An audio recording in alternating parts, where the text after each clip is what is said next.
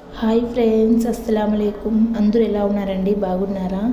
ఇక్కడైతే నేను క్యారెట్ హల్వా చేస్తున్నానండి. మా పెద్ద బాబు అయితే క్యారెట్ హల్వా చేయి మమ్మీ అని చెప్పాడు. ఈ వర్షాల వల్ల పిల్లలకి స్కూల్స్ అయితే లీవ్ కదండి, దానివల్ల ఇంట్లో ఉండి ఏదో ఒకటి అడుగుతూ ఉన్నాడు.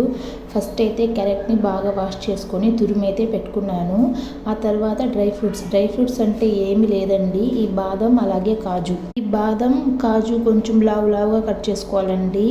అలా క్యారెట్ హల్వాలో సన్నగా కట్ చేసి వేస్తే బాగోదు, కొంచెం పంటికి క్రిస్పీనెస్గా తగులుతూ ఉంటేనే టేస్ట్ చాలా బాగుంటుంది. ఇదైతే నేతిలో బాగా వేయించుకొని పక్కనైతే తీసి పెట్టుకున్నాను. ఆ తర్వాత అదే కడాయిలో క్యారెట్ అయితే వేసేసానండి.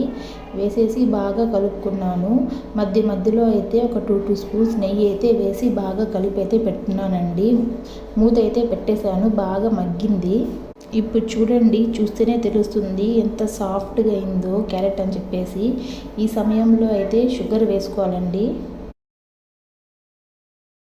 షుగర్కి కొలత అయితే ఏం లేదండి, మా టేస్ట్ని బట్టి షుగర్ ఎక్కువ తినే వాళ్ళైతే వేసుకోవచ్చు, అలాగే తక్కువ తినే వాళ్ళైతే కొంచెం తగ్గించవచ్చు. చూస్తూ ఉంటేనే చాలా జ్యూసీగా ఉంది చూడండి, నెయ్యి మొత్తం ఎంత పైకి వచ్చిందో. ఆ తర్వాత అందులోకి అయితే డ్రై ఫ్రూట్స్ అయితే ఫైనల్గా అయితే వేసేసానండి. చాలా అంటే చాలా టేస్ట్గా వచ్చింది.